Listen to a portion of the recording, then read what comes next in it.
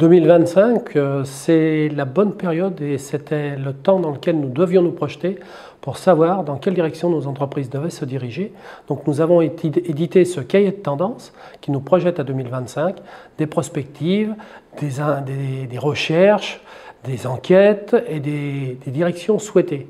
Comment les artisans peuvent envisager leur avenir, avec qui ils peuvent l'envisager, comment l'entreprise de demain devra s'organiser pour offrir les services aux clients.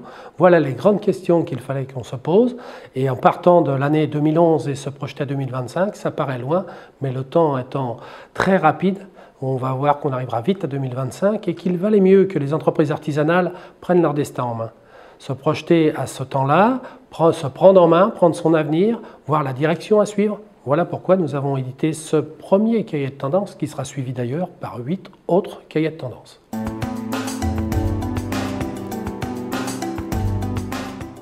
Alors 2012 est une année exceptionnelle, c'est ces années qu'on retrouve lors d'élections. Cette année, année d'élections présidentielles et législatives, donc dans ces périodes-là, l'artisanat a besoin de se faire entendre. Dans ces périodes-là, l'artisanat a besoin de savoir comment les candidats à ces présidentielles ainsi que les candidats aux législatives vont pouvoir nous expliquer ce qu'ils pensent et ce qu'ils vont faire de notre secteur.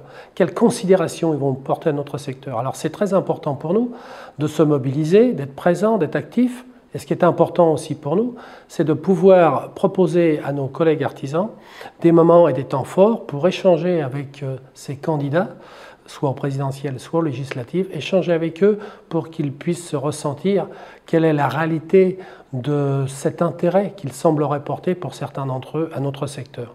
Donc à partir de là, ces années-là sont toujours difficiles puisque l'activité se trouve légèrement en retrait. Il y a toujours des moments d'inquiétude, les clients se retrouvent en retrait. Alors c'est vrai qu'on avait fini 2011 dans de bonnes conditions, à peu près correctes au niveau de l'activité. Le premier semestre de l'année 2012 se présentait à peu près dans une ligne correcte. Pourquoi? C'est simplement la continuité de la fin de l'année 2011 qui permet d'aller dans ce sens, d'avoir une activité à peu près portée. On a démarré quand même une année avec des intempéries, une période d'intempéries assez importante, entre 3 et 4 semaines pour certaines entreprises. Donc là, il y a un retrait au niveau des chiffres d'affaires qui est important. Les entreprises ont quand même toujours, et beaucoup d'entreprises rencontrent des problèmes de trésorerie. Donc là, c'est aussi une inquiétude. Et puis après, on va rentrer dans le second semestre. Et ce second semestre va être touché particulièrement du fait que des mesures ont été prises concernant le PTZ, l'éco-PTZ, le CIDD, c'est-à-dire le crédit d'impôt développement durable, ou d'autres mesures, le CELIer par exemple, ou d'autres mesures qui étaient dans des mesures d'accompagnement par rapport à des démarches. L'ambition Grenelle de l'environnement était porteur d'activité, et là on voit qu'il va être percuté par des reculs sur certaines mesures. Ce qui nous inquiète toujours, et ce qui inquiète les artisans et leurs clients, c'est toutes mesures qui sont lancées et qui se voient reculer pour des non prises en compte de certains paramètres qui sont extrêmement importants pour notre secteur.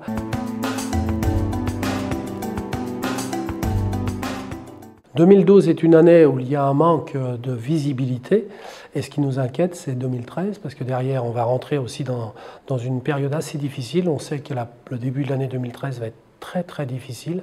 Donc pour nous, il faut non seulement envoyer des messages qui permettent à nos collègues artisans de s'organiser, de se préparer à ce type de situation, mais aussi des messages positifs en leur disant « organisez-vous, nous allons vous aider à vous organiser pour rentrer dans les marchés potentiellement que vous pouvez potentiellement mettre en œuvre.